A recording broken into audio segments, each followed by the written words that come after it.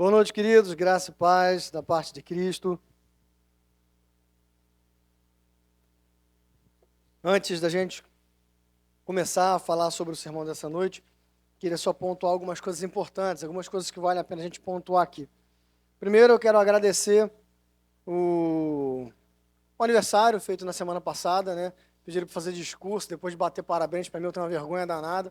Vocês perceberam, né? O pessoal ficou correndo apontando para minha cara porque já sabiam que eu tinha vergonha. E aí, sem condição, mas obrigado, Deus abençoe o carinho de vocês. Vim com presente da igreja. Moleque tirando onda.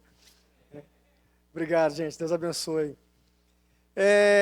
Eu queria fazer os irmãos também saberem o seguinte: o irmão Jorge está ali no cantinho ali. Levanta a mão, irmão Jorge. Não precisa ficar em pé não, que ele tem muita vergonha, não vou fazer isso com ele não. Irmão Jorge, ele passou por alguns sustos um tempo atrás, ele teve uma isquemia transitória. Graças a Deus ele não teve nenhuma sequela, mas na isquemia ele descobriu uma veia no pescoço, foi a carótida ou coronária? Eu sempre confundo. Carótida estava 75% obstruída, era uma situação delicada, grave. Ele teve que passar por um processo para colocar um stent.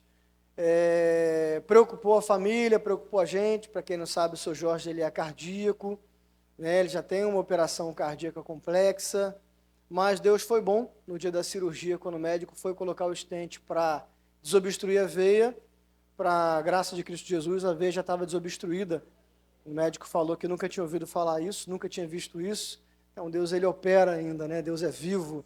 A gente se alegra com isso, não é verdade? A gente quer se alegrar também que o Diego, aleluia, pediu a Maiara em casamento o sabadão. Que isso, hein? A esperança para você, irmão. Vai orando aí. E só para reforçar, evento do Dia das Mães vai ser sábado que vem, 3 horas, e a mãe com os filhos. Então vem, traga o seu rebento aí, tá? E seja feliz. Bem, queridos, vamos abrir a nossa Bíblia em Gálatas, capítulo 6.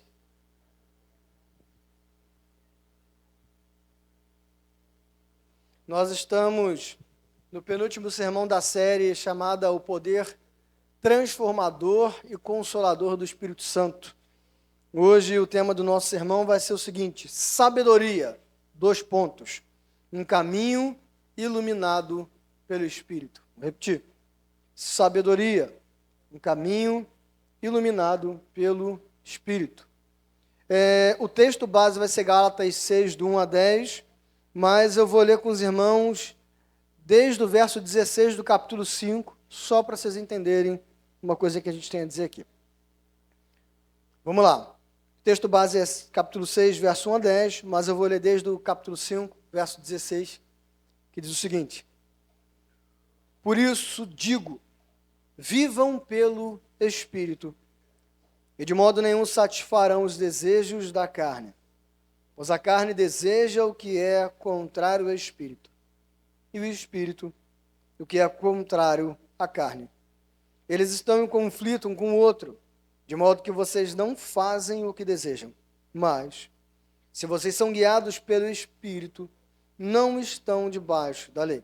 Ora, as obras da carne são manifestas: imoralidade sexual, impureza, libertinagem, idolatria, feitiçaria, ódio, discórdia, ciúmes, ira, egoísmo, dissensões, facções e inveja, embriaguez, orgias e coisas semelhantes. Eu os advirto, como antes já os adverti. Aqueles que praticam essas coisas não herdarão o reino de Deus. Mas o fruto do Espírito é amor, alegria, paz, paciência, amabilidade, bondade, fidelidade, mansidão e domínio próprio. Contra essas coisas não há lei. Os que pertencem a Cristo Jesus crucificaram a carne com suas paixões e os seus desejos. Se vivemos pelo Espírito, andemos também pelo Espírito. Não sejamos presunçosos, provocando uns aos outros e tendo inveja uns dos outros. Irmãos, se alguém for surpreendido em algum pecado, vocês que são espirituais deverão restaurá-lo com mansidão. Cuide-se, porém, cada um para que também não seja tentado.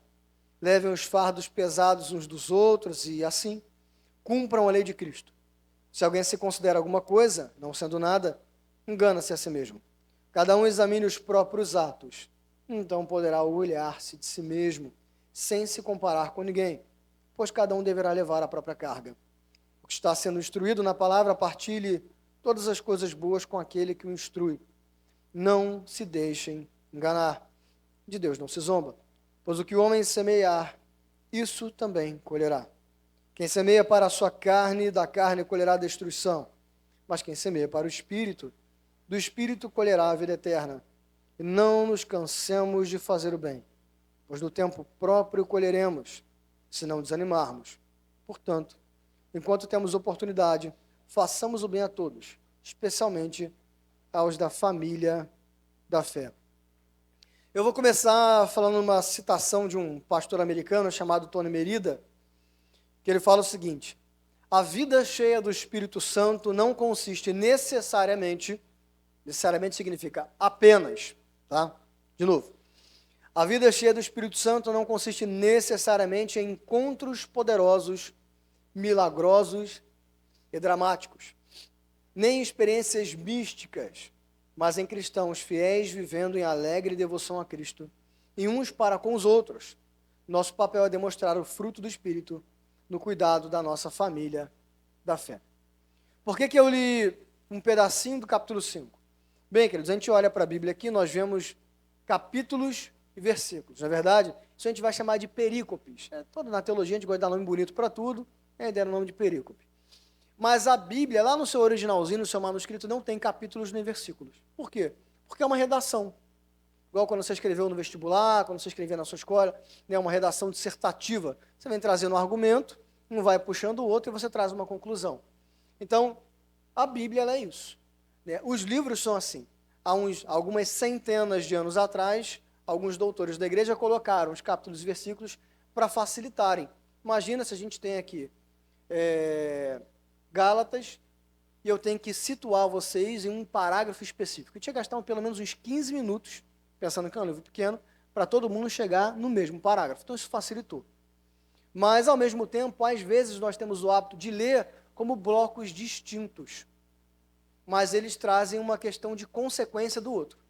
Então, no final do capítulo 5, Paulo fala o seguinte: o fruto do Espírito é. E ele vem falando sobre os frutos do Espírito. E depois ele vem discorrendo e falando a consequência do fruto do Espírito. E qual é a consequência do fruto do Espírito, ou de uma vida no fruto do Espírito? Uma vida de sabedoria prática. É interessante que Paulo fala isso, porque quando ele escreve ao povo da Galácia, ele está tentando apresentar duas ideias centrais. Primeiro, chegaram alguns judaizantes, como aconteceu em muitas das igrejas das quais Paulo plantou, e tentaram trazer práticas judaicas para dentro dessas igrejas que não eram judaicas, dizendo que, apesar de Cristo ter morrido, não havia salvação fora dos ritos judaicos. Então, Paulo vem falando sobre a liberdade que a palavra de Deus traz, inclusive na transformação da cultura e não na subversão dela. E também, para eles conseguirem esse argumento, eles também desconstruíram o apostolado de Paulo. E a gente vai entender que Paulo ele cita alguma coisa aqui nesse inteirinho. Dizendo que Paulo não tinha nenhuma moral para falar, porque ele era um apóstolo que ele chegou depois. E Paulo defende o apostolado dele. Então, ele vem discorrendo sobre isso toda a carta dos Gálatas, e agora ele vem concluindo. Qual é a conclusão de uma vida baseada e vivida por meio do Espírito Santo? Uma vida de sabedoria. Uma vida onde o fruto do Espírito se manifesta diante dela. Então, eu vou trazer aqui para vocês o desenvolvimento, vou ficar indo e voltando no texto, tá? Eu meio que virei ele de cabeça para baixo para ficar mais fácil para a gente falar aqui. Então vamos lá, primeiro ponto. Sabedoria do Espírito Santo, sabedoria do alto, é um caminho diário de cuidado com o outro. Paulo começa o capítulo 6 falando assim, vocês que são espirituais. É importante a gente pontuar isso aqui. Paulo não está olhando para a igreja da Galácia, vendo alguns que são os mais espirituais, que os outros, dizendo, eu estou falando só para vocês aqui que são espirituais, e não para aqueles que são carnais. Não. Paulo está olhando para a igreja como um todo, está dizendo o seguinte, vocês todos que são espirituais. Porque todos aqueles que dizem ter sido alcançados pelo Espírito Santo são espirituais. Então, Paulo não está falando para um em detrimento do outro. Paulo está falando para toda a igreja de Cristo. Ou seja, isso aqui não é específico para um grupo, é para todos nós. E ele prossegue. Se algum irmão for surpreendido em um pecado, vocês que são espirituais, deverão restaurá-lo com mansidão. Então, Paulo está dizendo o seguinte: aqueles que têm a sabedoria dada pelo Espírito Santo, baseado no fruto do Espírito, quando eles olham alguns dos seus irmãos se afastando ou pegos de surpresa por algum pecado, eles têm a obrigação, impelidos pelo Espírito, de restaurá-lo, socorrê-lo, trazê-lo de volta com mansidão. E a gente vê algumas formas de alguns dos nossos irmãos serem surpreendidos por algum pecado.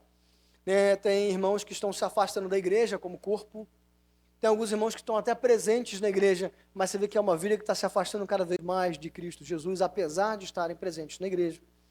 Existem pessoas que estão negligenciando a vocação cristã, vocação que todos nós temos. Existem cristãos que estão começando com práticas perigosas, começando a flexibilizar coisas que não são flexibilizáveis. Um dos grandes delatores disso são as redes sociais, não é verdade? Você vai lá, vê o irmãozinho curtindo um negócio meio esquisito, então tu já fica com a orelha em pé.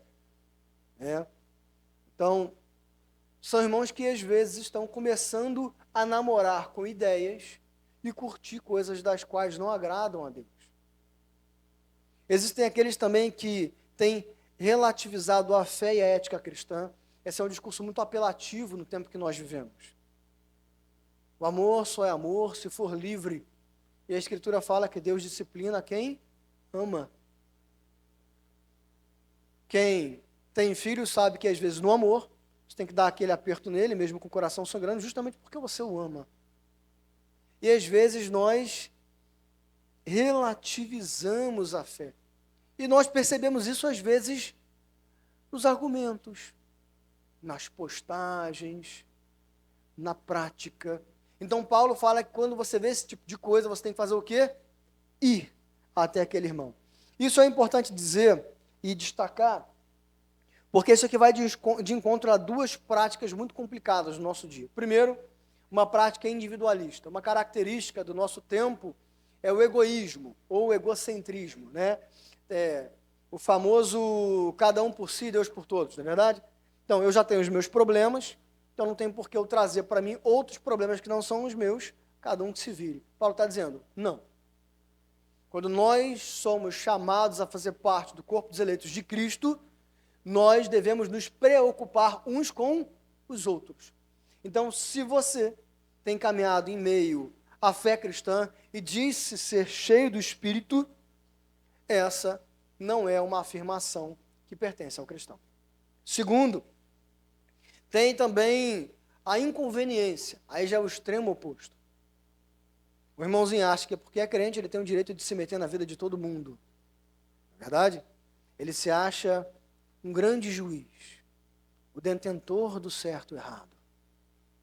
Pergunta coisa, responde coisa que ninguém perguntou, se mete na vida de todo mundo, é mal educado, é grosseiro, é intrometido, e se você corta o irmão, ele fala que você foi grosseiro porque ele te ama. Então, se você é inconveniente, você não é cristão, você é mal educado. Ou pode ser até cristão, mas que está sendo mal educado. Porque Paulo fala que isso deve ser feito com mansidão, com equilíbrio. Mas também é interessante que Paulo ele fala que nós devemos restaurá-lo. Essa expressão de Paulo ela é muito forte. Esse restaurar é literalmente colocar um osso quebrado no lugar. É isso que Paulo está dizendo. Se você vê algum irmão que caiu, quebrou um osso, você literalmente vai pegar aquele osso e vai, puxa, você vai botar no lugar. Isso traz muitos significados para a gente. É uma imagem chocante, dolorosa, e Paulo faz isso de propósito. Primeiro que é algo difícil. Quem tem coragem de pegar alguém com o osso quebrado no meio da rua e puxar para o lugar? Ninguém tem.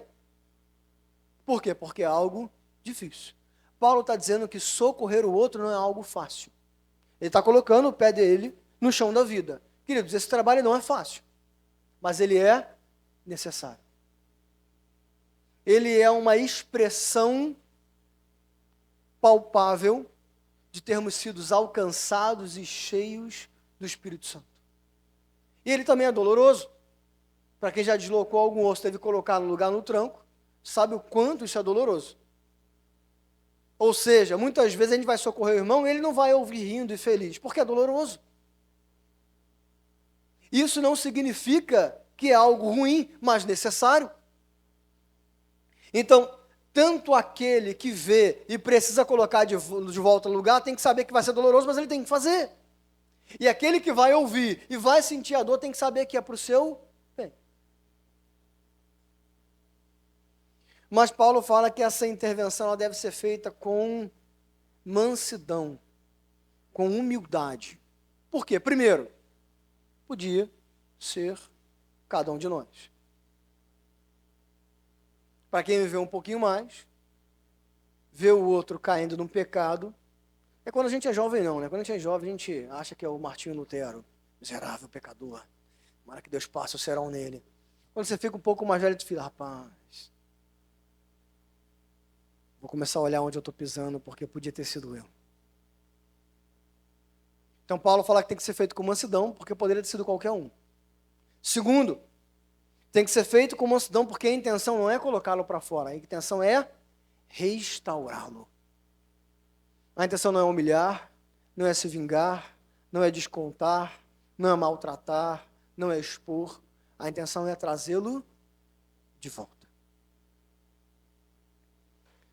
E para encerrar essa parte, Paulo fala que esse verbo que ele usa, restaurá-lo, é um presente que existe no grego, que é um presente contínuo. O que isso significa? Esse trabalho do cristão espiritual, restaurar o outro que está em falha, é um trabalho diário. Não, eu já fiz 2, agora bati minha cota. Não. Tantos quantos aparecerem no seu caminho, tantos quantos serão os tais que você ajudar a restaurar. Amém? Vamos seguir. Paulo ainda continua nessa construção de que a sabedoria do alto é um caminho diário de cuidado com o outro. E aí, mais para frente, ele vai falar o seguinte. No verso 2, levem os fardos pesados um do outro e assim cumpram a lei de Cristo. Essa expressão fardo que Paulo usa é um fardo, tá? É um fardo mesmo, é uma mochila muito grande. É algo volumoso, grande e muito pesado. Que aquela pessoa não tem a capacidade de levar sozinha. Paulo está dizendo o seguinte, existem momentos na caminhada cristã que alguns irmãos passarão por empecilhos e por dificuldades que elas são grandes e pesadas demais para levar sozinho. E ele só vai conseguir levar. E ele só vai continuar caminhando se você ajudá-lo a levar esse fardo. Então, ser sábio e cheio do Espírito é ajudar o outro a levar fardos que são pesados demais. Pecados pessoais, dificuldades financeiras graves, doenças complexas, crises familiares, crises de fé. Existem muitas questões que são muito difíceis para nós seguirmos sozinhos. Dilemas do que fazer amanhã, como lidar com uma consequência de algo grave que aconteceu. Paulo fala que nessa hora, aquele que é sábio e habitação do Espírito Santo tem a obrigação de ajudar a carregar esse fardo que é pesado demais. Então, tem 2 questões práticas que é importante dizer aqui. Primeiro, se você sabe que alguém está carregando um fardo muito pesado, você passou a ter a obrigação legal de ajudar ele a carregar aquele fardo ali. Paulo está falando para a igreja, queridos. Paulo não está numa convenção de pastores, num hotel em Águas de Lindóia. Ele está falando para a igreja de Cristo. Ou seja, essa ordem não é só para pastores, não é só para presbíteros, não é só para diáconos, é para todos aqueles que são templos do Espírito Santo. E todos nós podemos, a alguma medida, ajudar o outro. Todos. Você não tem dinheiro? Você pode emprestar seu ouvido. Você pode dar um bom conselho. Você pode orar junto. Você pode chamar para dar uma caminhada. O que mais tem é opção. Um cristão nunca tem tão pouco que ele não possa compartilhar de alguma medida. Então, se você sabe, você tem que socorrer. A gente tem que parar com essa cultura de, irmão, tudo bem? Não. Estou orando por você. Você nem perguntou o que é, cara. Não é verdade?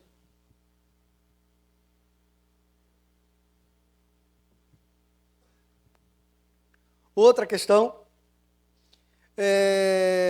se você tem passado por alguma situação na sua vida que está difícil demais para prosseguir, peça socorro. Muitas vezes a gente não sabe. Às vezes a gente não sabe. Né? São muitos rostos aqui. Ele vai embora, a gente não percebe sua cara de cansado, sua cara de triste, a gente não percebe. Então, se está difícil, fala, está difícil. Eu preciso de ajuda. Isso é um exercício cristão. Caminhar só é arrogância. Caminhar só é um sentimento de autossuficiência que ele não pertence àqueles que foram alcançados por Cristo. Então, se você tem caminhado só, se você já pediu ajuda, não te socorreram, pede outro. Fala comigo, fala com o Diego, fala com o irmão na igreja que você confia. Não caminhe só. Isso não é sinônimo de fraqueza. É por isso que Paulo está usando essa palavra fardo. É algo muito grande, volumoso e pesado. Não tem como carregar sozinho. E aí Paulo, lá para o final, ele vai falar para nós fazermos isso enquanto tivermos oportunidade. Esse enquanto que Paulo está usando, ele está trazendo uma figura na caminhada da vida. Paulo está dizendo o seguinte, enquanto você estiver vivo, faça isso. Porque todos os dias é uma oportunidade para exercer o socorro ao outro. Todos os dias. Paulo usa algumas figuras da agricultura aqui no capítulo 6, e ele descreve o mundo, ele descreve a igreja como um grande campo que precisa ser arado. Então tem sempre um buraco para fazer, tem sempre uma semente para jogar, tem sempre uma água para lançar. Paulo está dizendo o seguinte, enquanto tiver oportunidade, a vida é uma oportunidade diária de socorrer um irmão na fé. Que isso, pastor? Mentira, não tem tanta pessoa com tanto problema assim. Fala comigo. Fala, pastor, eu vou estar ali no portão, você pode falar aqui. Quem tiver com qualquer problema, me procurar. Você vai embora daqui da igreja depois de meia-noite. Então, a oportunidade, ela acontece todos os dias. Ah, eu não conheço ninguém. Mentira, querido. Mentira. Todo mundo conhece alguém que precisa de socorro. Todo mundo conhece alguém que precisa de uma ajuda. Principalmente no Rio de Janeiro de meu Deus, onde tudo parece que dá errado da noite para o dia, não é verdade? E aí Paulo, nesse momento, lá no final, mas trazendo aqui para frente, ele fala o seguinte, façamos bem a todos, principalmente, ou especialmente, ou primeiramente, aos da família da fé. Paulo fala que esse socorro tem que começar aqui dentro. Primeiro por quê? Primeiro que aqui é onde nós estamos suscetíveis a cuidar e sermos cuidados. Fato, não é verdade? Você não sabe se o seu vizinho vai aturar de bom grado você batendo na porta dele e oferecendo ajuda. Aqui, via de regra, é um ambiente propício a isso. Segundo, aqui nós somos uma família de eleitos em Cristo Jesus. A sua família, querido, ela vai passar. Alguns morreram, daqui a pouco é você que vai morrer, mas nós viveremos com uma família definitiva para sempre, a família do povo de Deus. Então nós temos que priorizar a nossa família espiritual. Segundo, que quando nós fortalecemos a nossa família na fé, nós equipamos o exército de Cristo para socorrer muitos outros que estão lá fora. Então, quando você socorre um dentro da igreja, você está criando uma bomba propulsora para socorrer muitos outros em volta. Porque ele vai ter saúde para socorrer e impelido pelo Espírito Santo. Então, Paulo fala que comece por aqui. Então, sabedoria do alto é socorrer ao outro. Paulo continua. Sabedoria do alto é um caminho diário de humildade e autoavaliação e avaliação. Autoavaliação é uma avaliação que a gente faz da gente, avaliação é uma avaliação que a gente faz no geral. E também de humildade. Por quê? Vamos voltar lá no comecinho. Paulo fala o seguinte, irmãos, se alguém for surpreendido em algum pecado, esse surpreendido que Paulo está falando é realmente de um susto. É uma surpresa. Se algum irmão caiu, falhou, pecou, por alguma intempérie da vida, É sobre esse irmão que Paulo está falando. Paulo não está dizendo daquele irmãozinho que fala que é irmão e que não tem nada de irmão. Paulo não está falando com esse cara. E aquele irmão que é tudo menos cristão. Paulo fala outra coisa sobre ele lá, os irmãos em Corinto. Paulo fala o seguinte: quanto àqueles idólatras, beberrões, tímidos, caluniadores, mentirosos, corruptos, vaidosos. Aí ele abre um parêntese. Não digo os de fora da igreja. Porque os de fora da igreja você teria que ser arrebatado para não viver com eles. Digo sobre aqueles que dizem que são, mas não são. E Paulo conclui: quanto a esses, nem sentai à mesa e comer. Jesus vai mais além. Se algum irmão fizer alguma coisa contra ti, vai até ele e converse. Se não resolver, chama uma testemunha. Se não resolver, leva à igreja. Se não resolver, publicano e pecador. Aqueles que dizem que são cristãos e não são, Paulo fala, nem perca o seu tempo. Parece duro, né? É. Existem dois tipos de pessoas que Paulo fala que a gente precisa gastar tempo. Aqueles que são os nossos e aqueles que não conhecem Cristo. Os falsos têm que ser descartados da nossa vida. Vamos lá. Isso é a prática da avaliação daquele que é templo do Espírito Santo. Não perde tempo com quem não é digno de tempo.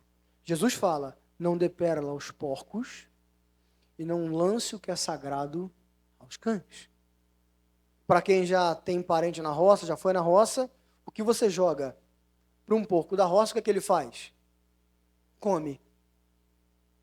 Então, se você pega uma pérola, que é algo precioso, joga para um porco, o que ele vai fazer? Ele vai comer. O sagrado que Jesus está dizendo ali é a carne usada para o sacrifício. Aquela que queimava e subia com um aroma suave. Se você jogar para um cachorro, o que ele faz? Come. Jesus está dizendo o seguinte, não gaste tempo precioso com pessoas que tratam o precioso como vil, como banal. Avaliação. Ser templo do Espírito Santo é não gastar tempo com aquele que é mentiroso, que é falso e que diz que não é. E às vezes nós gastamos e nos frustramos, não é verdade? Eu me lembro quando eu era adolescente, faz bastante tempo, queridos, apesar de eu ter cara de 18, forcei pra caramba agora. Eu era de uma igreja muito grande, tinha um varão lá que cortava mais que linha de cerol. E aí uma irmãzinha estava orando por ele e falou, Arthur, vou namorar com ele porque eu vou transformar o coração dele. Espírito Santo, ela. E em 2 meses ela tomou uma pernada dele. E ela veio chorando. Eu falei, você esperava o quê? E às vezes é a mesma coisa na nossa vida. Nós gastamos tempo, nos frustramos, mas Paulo está dizendo, só com aquele que foi surpreendido, não que vive na prática dele. Não que você não deva dizer, não que você não deva falar, mas não deva gastar tempo. Sabedoria do alto é um caminho diário de humildade, autoavaliação e avaliação. Paulo fala, cuide-se, porém, cada um, para que não seja tentado. Paulo vem usando todos os verbos no plural. Agora ele fala no singular, cuide-se. Quando você vê o outro caindo, avalie o seu coração. A primeira vontade que dá é da gente se achar muito santo, não é verdade? Nós temos vivido agora numa era muito digitalizada, e agora deram até nome para isso, cancelamento. Então está lá o amiguinho, fazendo um trabalho legal, e aí descobrem um áudio vazado no WhatsApp. E aí jogam na rede social, e aquele amiguinho que ontem era bom, no dia seguinte ele é a imagem do cão. E nós trazemos essa prática para a nossa vida. Quando nós vemos alguém caindo, nós falamos, pecador, santo. Paulo está dizendo o seguinte, aquele que é templo do Espírito e vê alguém caindo, olhe para o seu coração e perceba, será que eu preciso também me policiar? A Escritura fala, aquele que está de pé, vigie para que não caia. Ser templo do Espírito Santo é ter sabedoria para, no lugar de pisar no outro, avaliar-se.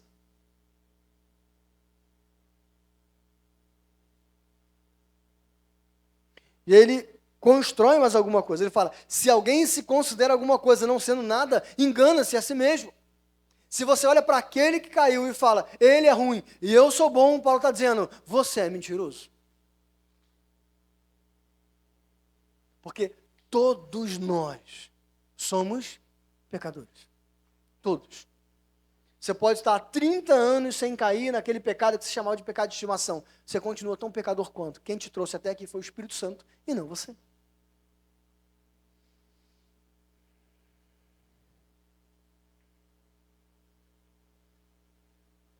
Mas Paulo prossegue. Sabedoria do alto é um caminho diário de cumprimento de responsabilidade pessoal. Então vamos lá. Primeiro Paulo fala que ser sábio por meio do Espírito Santo é socorrer o outro. Segundo, ser sábio por meio do Espírito Santo é ter uma capacidade de avaliar o outro e a si, e ser humilde sabendo que você só é o que é por causa de Cristo. E agora Paulo está dizendo o seguinte, ser sábio por meio do Espírito é entender que existem responsabilidades que são suas e você tem que cumprir. Parece um pouco contraditório, mas não é. Paulo, aqui no verso, vamos lá, 5, fala, pois cada um deverá levar a própria carga. Não, mas alguns versículos antes, Paulo fala para um levar os fardos uns dos outros. Lembra que eu falei que o termo fardo que Paulo usa é algo muito grande, muito pesado? Agora ele usa um outro termo, carga. É algo pequeno, compacto. Por mais que seja pesado, ele é viável de ser carregado, como se fosse uma mochila. Então você vai viajar, você quer aproveitar o máximo de espaço na sua mochila, você empurra um monte de coisa nela, ela pesa 37,5 kg, como isso é possível, a gente não sabe, a gente dá o jeito. Mas ainda que ela seja pesada, ela é possível de carregar. É essa a expressão que Paulo está usando. Ou seja, Paulo está dizendo que aqueles que são sábios por meio do Espírito conseguem avaliar quais são cargas impossíveis de carregar sozinho e quais são as cargas viáveis de carregar sozinho e carregá-las. Porque existem questões, queridos, que são só nossas. Como dominar o uso do cartão de crédito? Isso é problema seu. Como melhorar a rotina de alimentação? Também é problema seu. Como orar mais? Também é problema seu. Como criar os nossos filhos? Filho é seu. Como administrar o casamento? O casamento também é seu. Como cuidar da saúde? A saúde é sua. Como ter mais disciplina espiritual? Isso é com você. Você pode ser aconselhado? Pode. Você pode chegar no irmão que já passou por um dilema na criação de um filho, ele fala, ó, querido, esse caminho aqui talvez seja o mais viável, mas quem vai colocar na prática? Você. Você pode ir num conselheiro financeiro, ele te dá todas as táticas de otimizar o gasto do seu dinheiro. Mas quem vai ter que pegar e botar a mão para gastar e segurar? Você. Você pode ir no nutricionista, no médico, você pode comprar suplemento alimentar, mas quem vai ter que levantar e cuidar da saúde? Você. Mas o problema é que muitas vezes nós pegamos cargas que são individuais, são nossas, e nós queremos transportar para o outro. E achamos que o outro é ruim, porque não quer nos ajudar, e não tem como, querido. Porque essa carga ela é sua. Paulo está dizendo que aquele que é templo do Espírito Santo tem sabedoria suficiente para identificar isso. Essa competência é minha. E quando nós a administramos bem, nós abençoamos o outro como consequência de uma vida pessoal bem administrada, e nós abençoamos o outro e não sobrecarregá-lo com problemas que são nossos.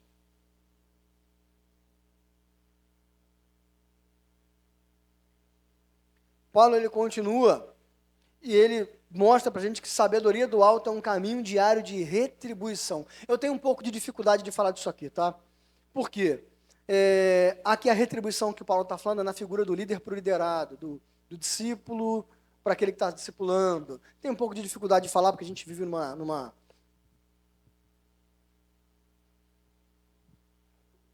época em que pastores trazem para si uma autoridade que não são deles. Que é a autoridade que eu tenho? Pregar o evangelho. Acabou. Eu tenho alguma autoridade sobre a sua vida? Não. Eu mando na sua vida? Não. Você tem que pedir consentimento para mim para alguma coisa? Não, nem faça. Mas a gente vive numa época de pastores que você tem que pedir licença para namorar, para viajar. Você tem que dar as primícias para ele. Falsos profetas. O inferno aguarda esses homens. Eles vão queimar e ranger os dentes para a eternidade. Louvado seja o nome de Cristo Jesus. Mas Paulo fala de uma relação de honra. Paulo ele vai falar o seguinte: o que está instruído na palavra a partir de todas as coisas boas com quem instrui. Paulo está dizendo o seguinte: a sabedoria do Espírito Santo, ela nos traz discernimento para entender que existe um outro que me abençoa na minha caminhada de fé. E conforme eu vou sendo abençoado, eu abençoo ele também. Exemplo, o aniversário que vocês fizeram para mim na semana passada foi uma bênção na minha vida. Deus abençoe vocês. E nós vivemos num mundo muito individualista, onde ninguém presta conta a ninguém, onde ninguém precisa honrar a ninguém. Ninguém caminha sozinho, querido. E muitas vezes na igreja, você não vai honrar, nem vai ter que honrar nem seu pastor, porque às vezes o seu pastor não consegue tempo hábil para chegar na sua vida. Mas tem um outro irmão que está ombro a ombro com você na cadeira aí na igreja, e ele que te socorreu. E ele precisa ser honrado sim.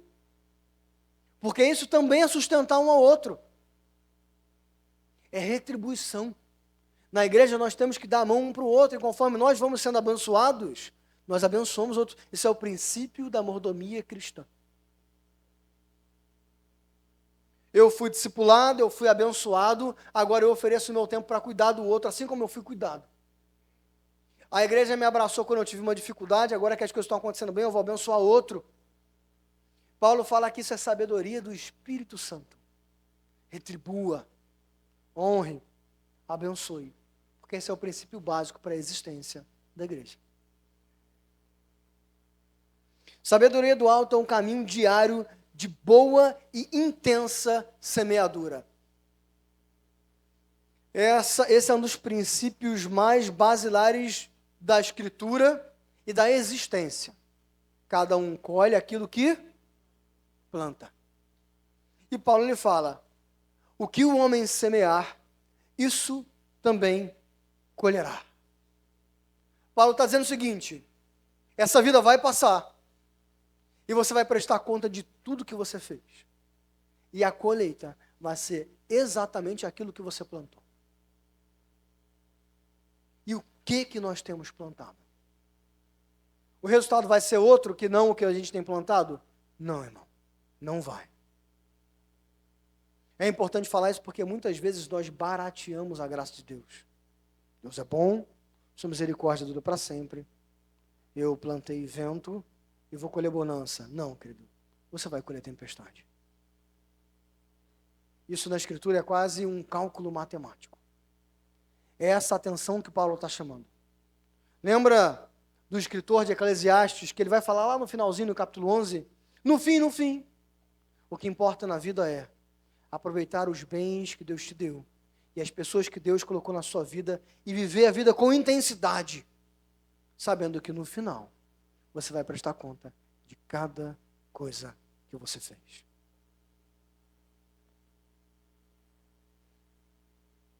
O problema é que nós banalizamos a graça de Deus, nós barateamos a graça de Deus, nós vivemos hoje como se não houvesse amanhã. Nós às vezes nos esquecemos que nós vamos morrer.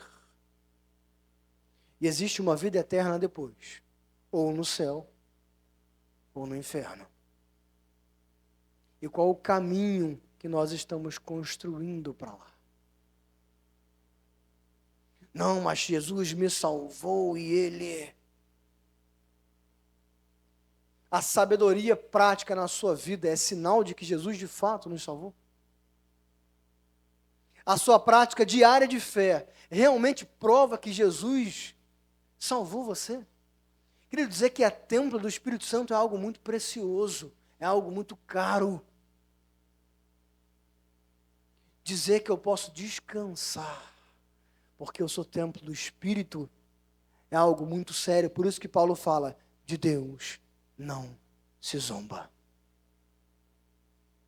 Paulo está dizendo o seguinte: quem diz ser templo do Espírito e a prática não é essa, você está zombando do Espírito e você vai colher nessa direção.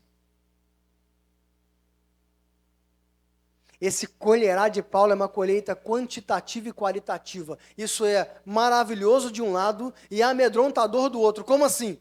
Ele fala que quem semeia na carne vai colher na carne. O que significa ser quantitativo e qualitativo? Quem vive uma vida distante do Espírito Santo vai viver para sempre no inferno e vai sofrer muito eternamente. Quem vive pelo Espírito vai viver uma nova vida com Cristo para sempre, em bonança para sempre, eternamente. É essa colheita que Paulo está dizendo. Semear na carne, que Paulo está dizendo, é deixar a velha natureza reinar. Isso às vezes me deixa bastante curioso. Você está na igreja, você conhece o cabra que fala que é crente há 30 anos, e você pergunta, aonde esse cara colocou esses 30 anos de evangelho que eu não estou vendo? A gente sempre conhece um assim, não é verdade? O evangelho traz resultados práticos da vida. A sabedoria que o Espírito Santo dá, ela transborda da gente e traz consequências práticas. Semear na carne é deixar a velha natureza reinar. E semear no Espírito é deixar o Espírito seguir o seu próprio curso. É como se Paulo estivesse falando, pega um barco, sem vela, sem motor e sem remo, entra no mar e só deixa levar. Só que a gente não quer. A gente quer o quê? Remo, vela, motor, combustível, colete e uma companhia, porque se der ruim um socorre o outro. Mas deixar ser guiado pelo Espírito é confiar que a vida é governada por Ele. E viver para isso. Isso é sabedoria. Isso qualquer cristão pode alcançar, irmãos. Você não precisa saber grego, hebraico, teologia sistemática, filosofia. Você não precisa saber de nada disso. Você precisa só viver no Espírito, conhecer a palavra de Cristo e deixar ela governar o seu coração. E existem muitos irmãos que estão sentados na igreja, que nunca falaram uma palavra no púlpito e são mais sábios que muitos pregadores que falam muito e não falam absolutamente nada. E Paulo traz um alerta final. Ele fala o seguinte: e não nos cansemos de fazer o bem, pois no tempo próprio colheremos, se não desanimarmos. A figura que Paulo traz aqui é de novo de um campo. Imagina um campo grande, que você tem que abrir os sulcos na terra, colocar a semente, e isso numa região semidesértica, um calor pior que o Rio de Janeiro. Então Paulo está falando que você está lá, abrindo um buraco na terra dura, jogando a semente, e uma hora você para e... o bicho pegou, mano. Você cansa. Isso é natural. Mas Paulo fala, não desanime. O não desanime que Paulo fala é, não pare, prossiga. Olha, você vai lá em volta, vai ver que tem trabalho para caramba para fazer, vai bater aquele desespero, mas Paulo fala, volta. Continua abrindo um buraco no chão. Continua lançando a semente. Que o fruto vai nascer. A colheita vai vir. E você vai colher dela. E ele encerra dizendo, não nos cansemos de fazer o bem. O fazer o bem que Paulo está falando aqui é ter uma vida bela. Olha que maravilhoso, meus irmãos. Ter uma vida bela. Eu fui seminarista numa igreja, e assim que eu cheguei, tinha uma irmãzinha que ela sentava sempre do mesmo lado, ali mais ou menos onde o seu Jorge está. E aí, eu não sabia o nome dela, eu não lembro o nome dela, porque 2 domingos depois que eu cheguei, ela passou mal e faleceu. Mas 3 coisas me chamaram a atenção. Primeira, a forma como ela olhava para mim, pregando, com meus 23 anos de idade, me encorajava. Então, eu sempre mirava nela. Estou nervoso? Eu olhava nela. Ela estava sempre assim, ó. É nela que eu vou olhar, o negócio está indo bem. Segunda coisa que me chamou a atenção, que Quando ela morreu, 150 membros da igreja, sem exceção, choraram. Terceiro, eu nunca ouvi a palavra, a voz dela, mas todas as vezes que eu ouvia falar dela, eu ficava triste por não ter chegado um pouco antes e ter conhecido uma vida bela. Uma vida baseada na sabedoria do Espírito. Olha que maravilha. Paulo fala, não deixemos de ter uma vida bela. É difícil, o chão é árido, a terra é dura, o sol é forte, mas a recompensa com certeza vem. Para encerrar, eu quero ler um texto de Jesus, que ele usa as mesmas palavras de Paulo. Paulo usa fardo e carga. E Jesus, em Mateus 11, do 27 ao 30, ele usa exatamente essas mesmas palavras ao dizer: todas as coisas foram entregues por meu Pai. Ninguém conhece o Filho a não ser o Pai.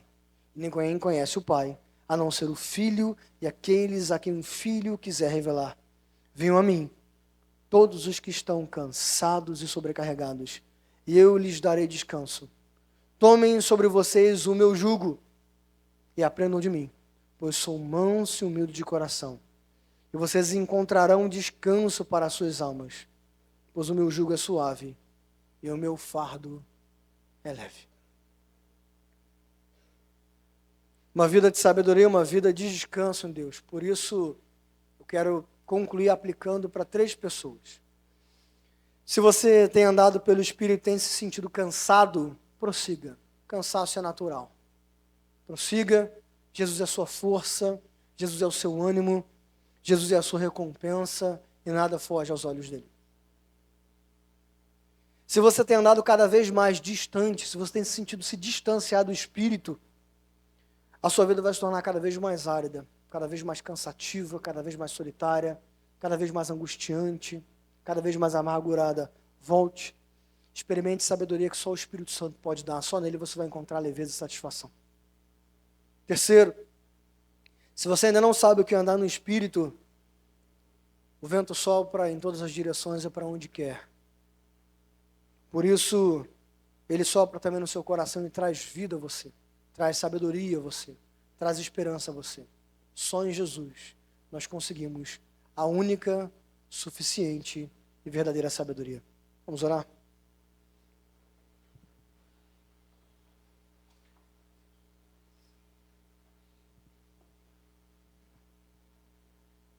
Senhor Jesus, nessa noite nós queremos te agradecer, Pai.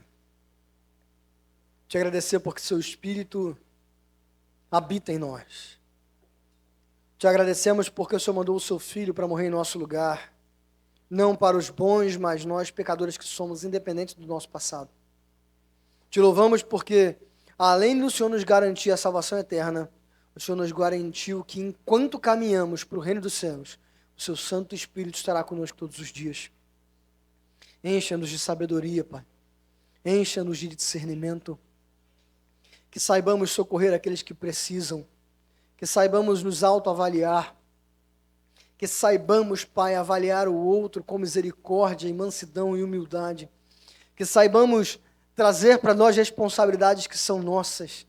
Que saibamos fazer o bem sem olhar para o cansaço, mas saber que a recompensa está no Senhor. Que o Senhor seja a nossa esperança. Que o Senhor seja o nosso descanso. Que o Senhor seja a nossa sabedoria, Pai. Essa é a súplica que nós te fazemos em nome de Cristo Jesus. Amém. Amém.